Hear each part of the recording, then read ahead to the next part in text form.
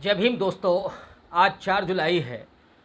स्वामी विवेकानंद का स्मरण दिवस है। हम लोग जानते हैं 12 जनवरी 1863 में जन्मे स्वामी विवेकानंद 4 जुलाई 1902 को देहांत प्राप्त करते हैं।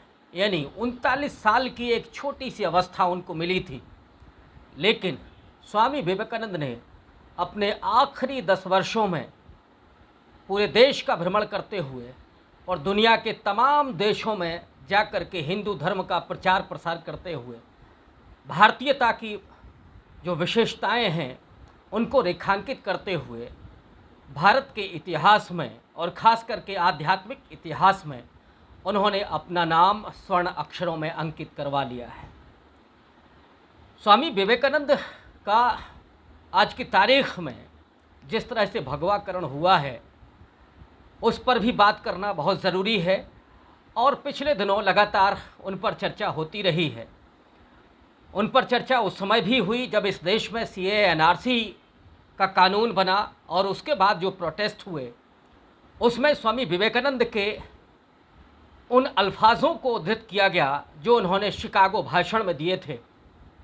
शिकागो की पहली विश्व धर्म संसद में पहुंचने के बाद अपने सबसे लोकप्रिय संबोधन में स्वामी विवेकानंद ने कहा था, अपने धर्म और अपनी भारत की धरती को इंट्रोड्यूस करते हुए उन्होंने कहा था कि मैं उस धरती से आया हूं और मैं उस धर्म का अनुयायी हूं जिसने दुनिया के तमाम देशों के धर्मों और उन धर्मों के अनुयायियों को, उनके शरणार्थियों को, उनके उत्पीड़ितों को आश्रय दिया है।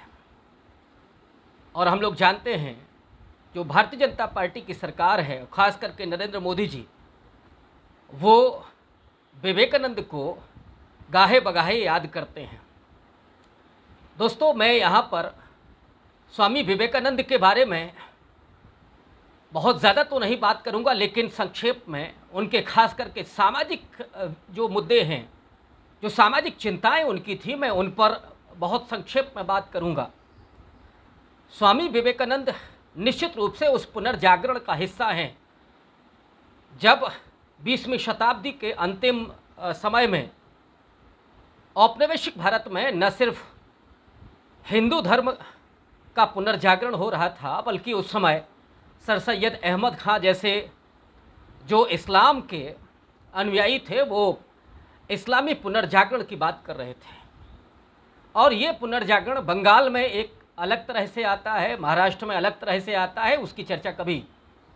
लेकिन जो हिंदू पुनरुत्थानवाद है उसमें विवेकानंद जहाँ पर खड़े होते हैं वो वेदांत की बात करते हुए वो वेदों के विश्वसनीयता और वेदों की प्रामाणिकता को स्वीकार करते हैं, साथ ही साथ वर्ण व्यवस्था को भी स्वीकार करते हैं। लेकिन गौरतलब ये है कि वो जो जाति व्यवस्था है और उसकी जो विद्रूपताएं हैं उस पर कड़ा प्रहार करते हैं, और इसलिए करते हैं कि स्वयं पुरोहितवाद से पीड़ित स्वामी विवेकानंद भी रहे।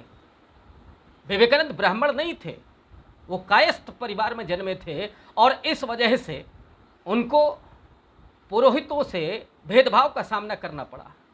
उन्हें इस बात का एहसास हुआ कि जो धर्म और उसके जो अनुयायी या उस धर्म के एक तरह से उसका आचरण निश्चित करने वाले जो पुरोहित वर्ग है, वो जब उनके साथ इस तरह का भेदभाव कर रहा है तो जाहिर है कि जो हिंदू समाज का वंचित तबका है, जो शूद्र है, जो अछूत तबका जिसको कहा जाता था उस वक्त, वो कैसे दुर्व्यवहार करता होगा। और इसीलिए स्वामी विवेकानंद की जो सबसे बड़ी चिंता थी हिंदू धर्म को लेकर के, वो आगे चल कर के राजनीतिक एकता की बात करते हैं। और मुझे लगता है कि उसी प्लेटफॉर्म पर आगे चल कर के सावरकर भी अपने हिंदुत्व की अवधारणा को विकसित करते हैं।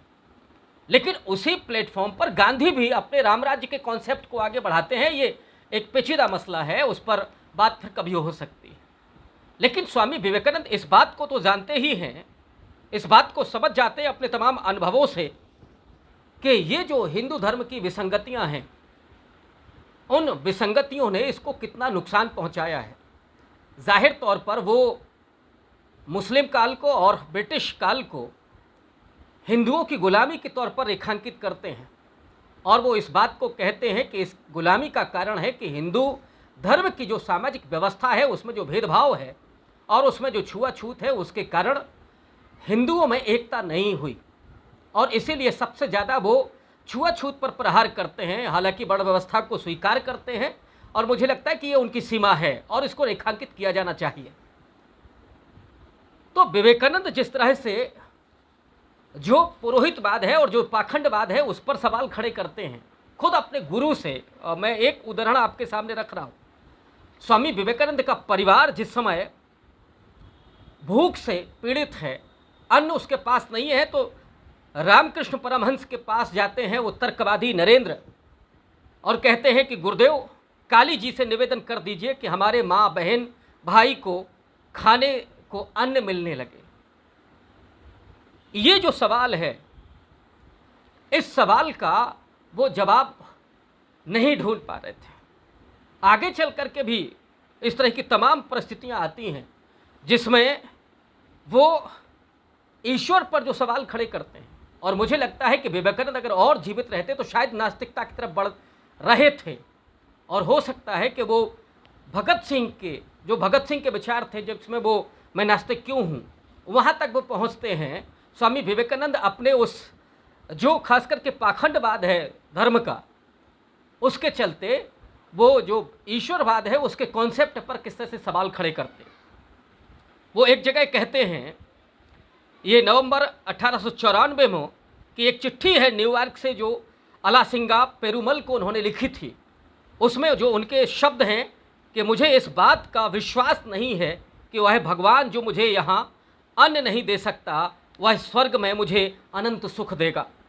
भारत को उठाना होगा, गरीबों को खिलाना होगा, शिक्षा का विस्तार करना होगा और पुरोहितवाद को की बुराइयों को धक्का देकर अटलांटिक महासागर में फेंकना होगा। इस तरह की आलोचना करते हैं विवेकानंद। और आजकल माने इन कुछ सालों में जिस तरह से गोरक्षा का सवाल सामने आया है और तमाम लोगों ने जिस तरह से लोगों को पीटा है, मॉब लिंचिंग की है और इस पर खुद प्रधानमंत्री नरेंद्र मोदी ने टिप्पणी की थी कभी कि ये गुंडे तत्व हैं, और उस पर मैं आपका ध्यान आकृष्ट करना चाहता हूं कि विवेकानंद 1897 में कोलकाता में एक गोरक्षा समिति से जाकर के मिलते हैं और गोरक्षा समिति के लोग आए थे उनसे याचना करने के लिए कि उस समिति के लिए कुछ वो दान दें। विवेकानंद ने उनसे पूछा कि इस समय जो अकाल पड़ा हुआ है और लाखों लाख लोग उसमें मर रहे हैं, क्या आपकी इस गोरक्षा समिति ने उन लोगों की मदद की है? गोरक्षा समिति के लोग कहते हैं कि नहीं, हम सिर्फ गाय की रक्षा करने के लिए प्रतिबद्ध हैं और ये जो लोग मर रहे हैं वो अपने कर्मों के फल की वजह से मर रहे हैं। विवेकानंद का जो तर्क है वो उसका जवाब जो देते हैं कि ये गायों का भी तो कर्म हो सकता है। वहाँ अनुत्तरित होते हैं गोरक्षा समिति के लोग। और ये जो संदर्भ है मुझे लगता है कि आज के दौर में बहुत महत्वपूर्ण है, इसको समझने की ज़रूरत है कि विवेकानंद के लिए धर्म से बड़ा मनुष्यता का सवाल है। मनुष्यता पहले है, धर्म बाद में है। मनुष्यता को कुचल करके धर्म की रक्षा नहीं की जा सकती, ये बात कभी बुद्ध भी कह रहे थे। तो साथियों, एक और बात जो मुझे चलते चलते याद आ रही है, जिसमें वो कहते हैं कि आने वाली शताब्दी में इस देश में शूद्रों का राज होगा, शूद्र राज करेंगे। और ये बात वो इसलिए कह रहे थे कि अगर हिंदू धर्म को उस तरह से बचाना है और हिंदू धर्म की अगर एकता स्थापित करनी है तो उसमें जो सबसे वंचित तबका है, जो हाशिए पर खड़ा हुआ है,